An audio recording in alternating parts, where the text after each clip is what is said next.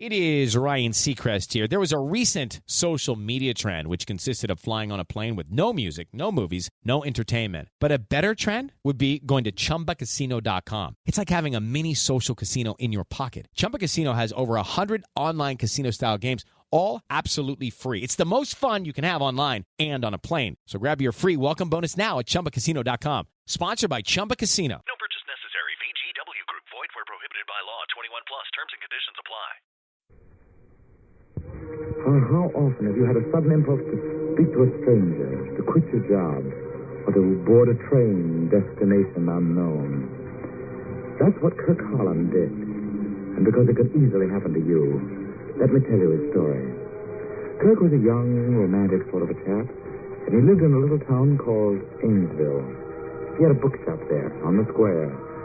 And like other people of the town, oftentimes, Kirk stood in the small station and watched the Ep41 pull up to the shed.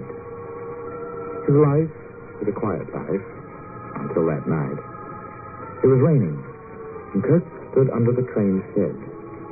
The steam engine puffed by, then the mail car, a coach, and another. The train stopped. Directly before him, framed in the misty window, was the face of a girl. And it was a tortured face full of pain and sadness. Suddenly, Kirk felt an unconquerable impulse to help this stranger. He stood staring at the girl's dark eyes, and then, suddenly, the coach gave a little lurch forward, and Kirk ran to the steps of the car and swung onto the train. He knew that more than anything in the world, he wanted to speak to that girl. He had to know who she was. So, he took a deep breath, pushed open the door, walked down the aisle, and sat down on the seat opposite her. Finally, he leaned forward a little and said, "What's the matter? Why do you cry like that?" What? "I'm sorry. My name is Kirk Holland. I don't mean to bother you, but I couldn't help wondering if there's something I can do." No. No, I'm all right. Never seen a woman cry like that before. Maybe it's because women usually cry because they're sorry for themselves. That's not my reason. What is the reason, then? I'm crying for someone else. Oh. Because you're leaving him? You're going away? No, and yes. Where are you going? To a farm I used to visit when I was that hurry. Very out of the way, up in Canada. I'm going back again. On vacation? No.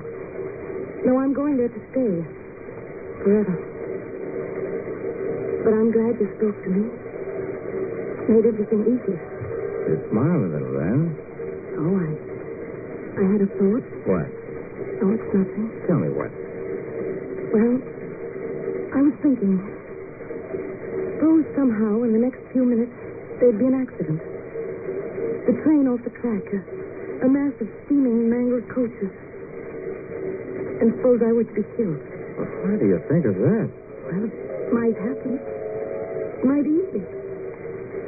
If it did, I'd want you to do something for me. What? I'd send you on an errand. Tonight. I'd send you backstage at the Opera House in New York. And what would I do there? I'd want you to go to a man who'd be standing in the wings, smoking a long cigarette.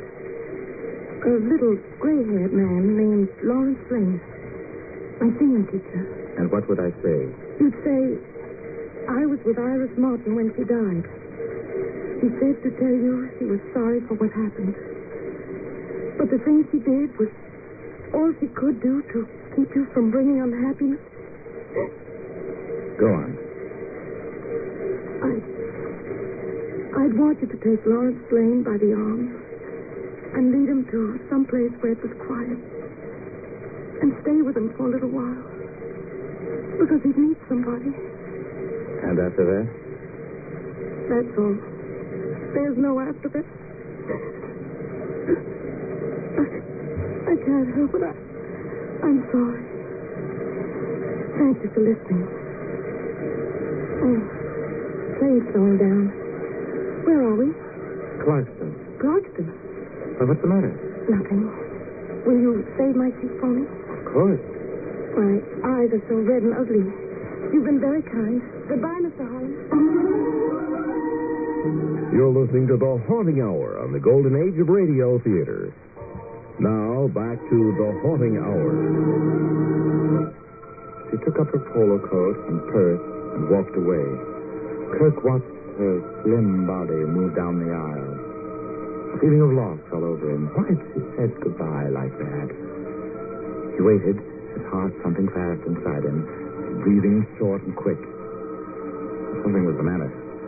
The watch on his wrist ticked away 1 minute, 2. She didn't come back. Then suddenly the train was starting. Kirk sat up. Then from out the corner of his eye, on the platform beyond the window, he caught a fleeting glimpse of a polo coat disappearing in the dingy station. She was running away. She'd gone out of his life, desperately and forever. He ran down the aisle, out on the car's platform, and jumped off the train. The station platform was deserted. He ran across the platform into the almost empty waiting room. About there. Then, through the large open window under a street lamp, he saw her just as she turned a corner out of sight. But when he reached the corner, the street was empty, except for a mist that hung like a ghost over the pavement. He ran on, his mind frantic with terror and haste. Then, ahead, like fuzzy balls of flame in the night, he saw 2 rows of light shining dimly over the curving span of a bridge. He strained his eyes to the misty darkness. His ears were taut for sound. Then, ahead, lying forlorn and solitary on the bridge, he saw a girl's polo coat and a blue bag and a pocketbook. He held onto the rail and looked down into the dizzy darkness of the river. His mind was spinning. He felt helpless and lost, like a child. For a moment, he stood listening to the swiftly moving river. And at last, slowly, he took up the polo coat and the blue beret and the pocketbook and started back through the heavy fog. Hello, Merrill. This is Inspector Jones, headquarters. Fellow here says a woman jumped off the North Bridge about 15 minutes ago. Better get the riverboats looking for her. Okay? Okay. Well, the boats will pick her up, Mr. Holland. Oh, I had been sure I could have stopped her. She was too young. Here, let's have a look at this pocketbook. Usual thing. Lipstick, compact, change purse. And here's a note addressed to Iris Martin. Signed by somebody named Maestro. She mentioned him? No. I left it for music teacher, Lawrence Blaine. Iris, I'm determined. Tonight at the second intermission, do not try to stop me. Be ready to sing. Maestro. Does this mean anything to you? Nothing at all. Probably has something to do with a suicide. It may be important. Inspector, I have an appointment. I'd like to go. Okay, Mr. Holland. But you'll have to identify the body. When we find it, I'll get in touch with you. As a matter of fact, this case can stand investigation. From this note, it looks to me like something more than suicide. Kirk Holland stood for a moment on the sidewalk outside the police station. She had asked him to do an errand. He looked at his watch and started down the street toward the railway station. Now his destination was not unknown. Is this the stage door of the Opera House? Yep. What you want? I'd like to see a man named Lawrence Blaine. Nobody's allowed backstage. But it's about Iris Martin. She asked me... Miss Martin? Well, that's different. They've been looking all over town for her. Down the hall there. See those 2 men? The white-haired ones, Mr. Blaine. Thanks. 1 minute. Second act in 1 minute. Leave me alone, Barrio. 1 minute. I tell you, I've called everyone. But how could you let her out of your sight? She was upset, nervous. Oh, on stage, everybody. On stage. Oh, Mr. Blaine? Yes? I have a message for you. It's from Miss Martin. From Miss Martin? What is it? I'm Antonio Barrio. The message is from Mr. Blaine. Where is she? They've been frantic trying to On find stage, her. Mr. Barrio. The curtain's waiting. All right, I'm coming. Please, Mr. Barrio, on stage. Maestro, wait in my dressing room. I'll be back in 20 minutes, please. Where is Miss Martin? Why did she run away like this? I have bad news for you, Mr. Blaine. Bad news? What bad news? What's happened? Mr. Blaine, she drowned herself in the North River in Clarkston. They're searching for her body now. Drowned? No. Oh, Iris, my child. What have I done to you? Lawrence Blaine's face was gaunt and pale. He stood like a dumb man. And remembering what the girl Iris had told him, Kirk took the old man's arm and led him out the stage door. He hailed a taxi, and when they reached the maestro studio, the old man sank in a large, easy chair, staring ahead into an empty future. Then he began to speak. Mr. Holland, this girl was my life. She was like my own child. I loved her with all my heart. I taught her to sing. I taught her to use the magic of her voice. And it was incomparable magic. Look at me, Mr. Holland. Look at an old man whose love outweighed his good sense. I understand, Mr. Blaine. But it was my dream that Iris be great. Greater than any singer who ever lived. That dream was my only reason for living. And nothing should stand in its way. Not even Madame Zadrini. Madame Zadrini? Yes. She knew the greatness of Iris' voice. She knew my Iris could surpass her. And she was determined Iris never have that chance. That is why I planned to kill her. Oh. And Miss Martin knew what you planned? I was mad to even think of it. But it was the only way, Mr. Holland. The only way I could convince Iris of her greatness. To have her sing in Madame Zadrini's place. Now it is too late. Too late. Maestro, a terrible thing is... Please, Mr. Varrio, don't excite him. This is no time for pampering. Something terrible has happened at the Opera, Maestro. What is it, Varrio? When the call came after the second intermission, Madame Zadrini did not appear. They found her in a dressing room, murdered. Where the place was in an uproar. I will tell you, there was no understudy. They were calling frantically for Iris. Varrio, you mean Madame Zadrini? How did she die? Poison, they said. Poison. I do not know more than that. But where is Iris? Ryan Seacrest here. When you have a busy schedule, it's important to maximize your downtime. One of the best ways to do that is by going to chumbacasino.com. Chumba Casino has all your favorite social casino games like spin slots, bingo, and solitaire that you can play for free for a chance to redeem some serious prizes. So hop on to chumbacasino.com now and live the Chumba life. Sponsored by Chumba Casino. No purchase necessary. VGW Group. Void where prohibited by law. 21 plus. Terms and conditions apply. This man said he brought you a message from her. Yes, but Iris is dead. Dead? What are you saying? It is true, Mr. Varrio. Miss Martin drowned herself. Then it was you who killed the Maestro. You. Please, Mr. Varrio. He wrote her a note, telling her what he planned to do. He planned to murder Madame Zadrini. Iris told me all about it. Maestro. Then you did kill her. No, Varrio, I didn't. I didn't, I tell you. And Iris killed herself to keep you from it. Maestro, the police, they will find out that The police already know. They have the note. It was in her pocketbook. That note is incriminating, Mr. Blaine. I read it. My poor Iris. As you say, Varrio, she killed herself to save me. And now, with a little piece of paper she left behind, she condemns me for a crime I didn't commit.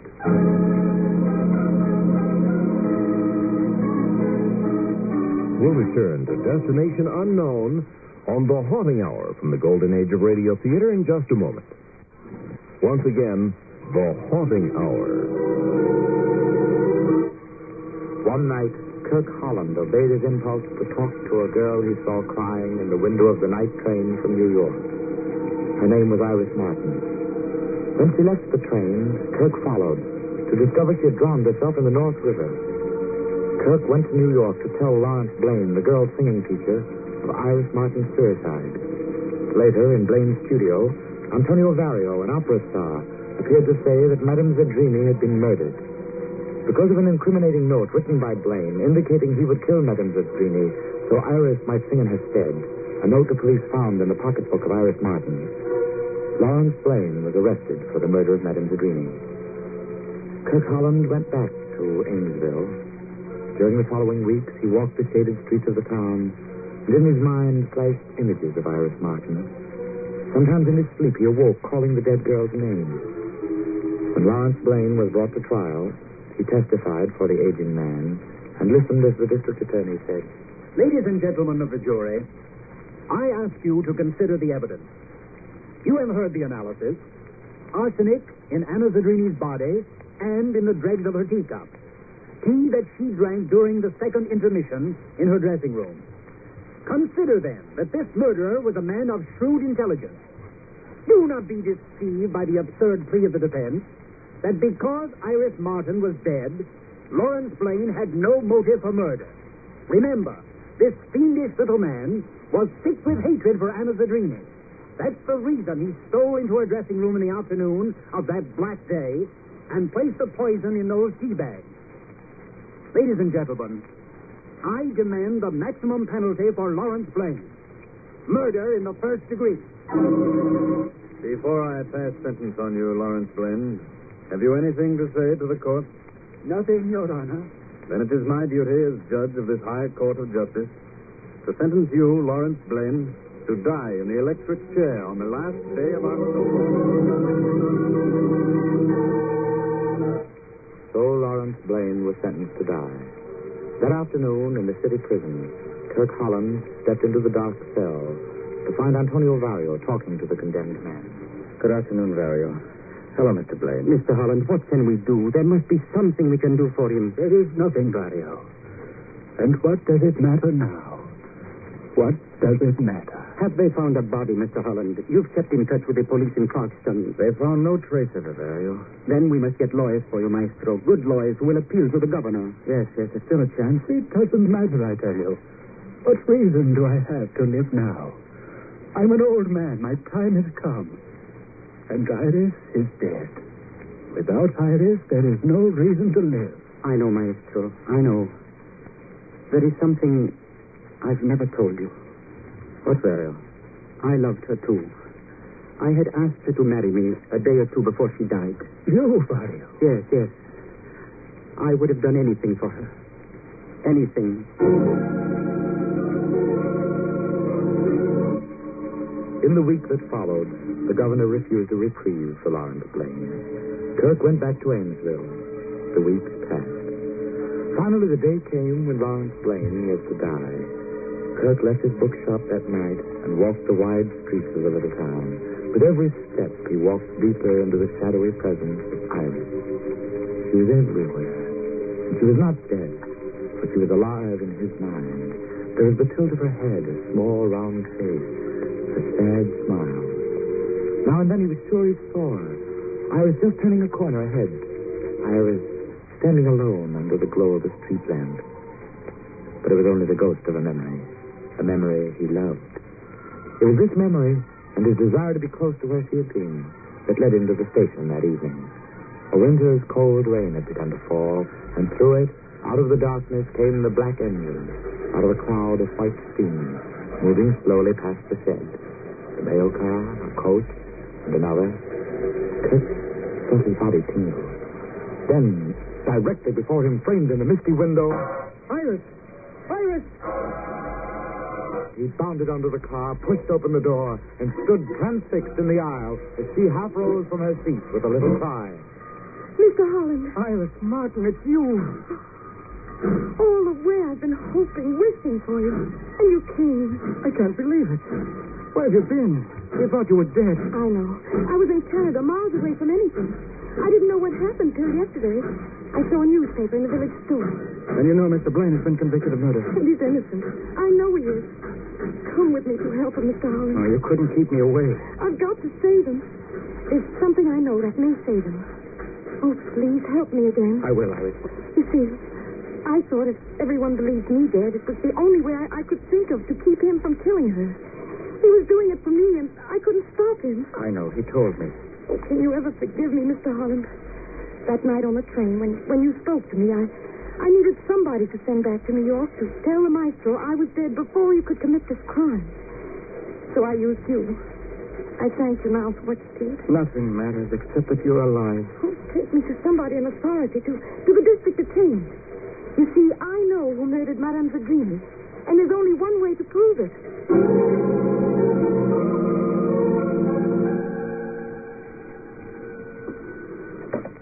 Hello? Mario, this is Kirk Holland. Yes, what is it? I have some news for you. Good news. The reprieve? No, it's about Iris Martin. Have they found her body? Yes, she's alive, Mario. What? It's true. We're on our way now to the district attorney's office. She asked me to call you. She wants you to come down to the DA's office right away. I can't believe it. Would you be there? Of course, right away. Well, I must say, Miss Martin, your appearance is dramatic, to say the least. But as district attorney, I can't see from what you've told me how your evidence will clear Lawrence Blaine. But I told you, I have no proof. Can't you stay the execution for a day or two till we can get the proof?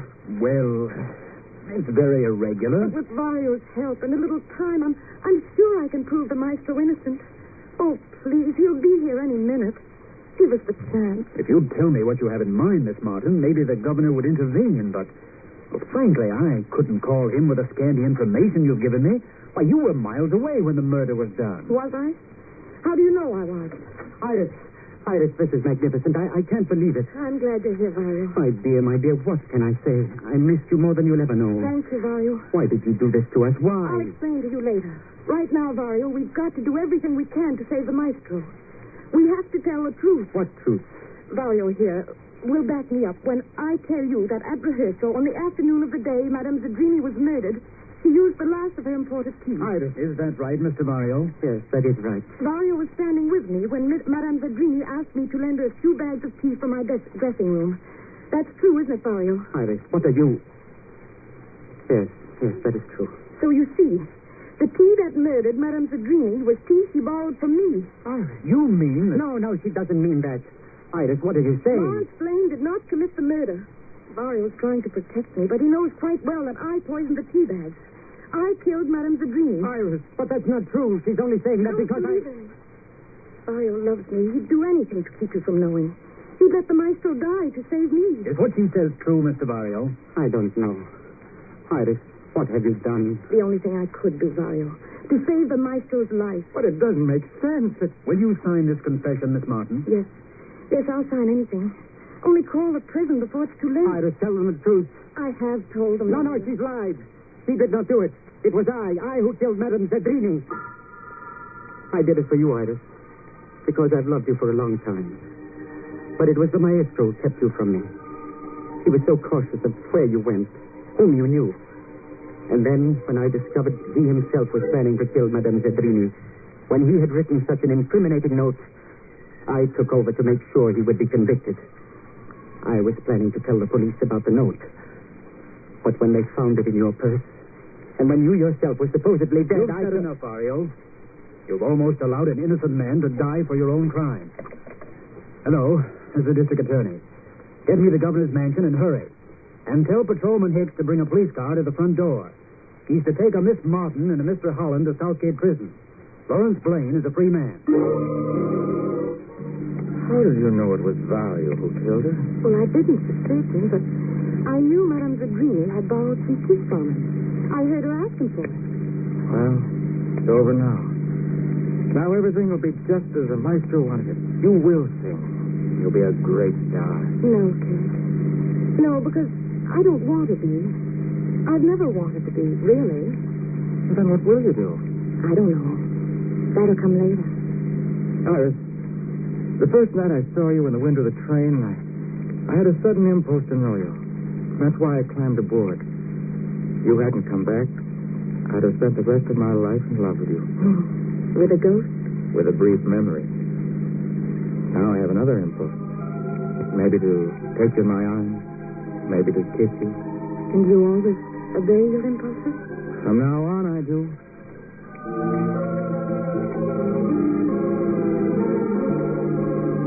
Hello, it is Ryan, and I was on a flight the other day playing one of my favorite social spin slot games on ChumbaCasino.com. I looked over at the person sitting next to me, and you know what they were doing?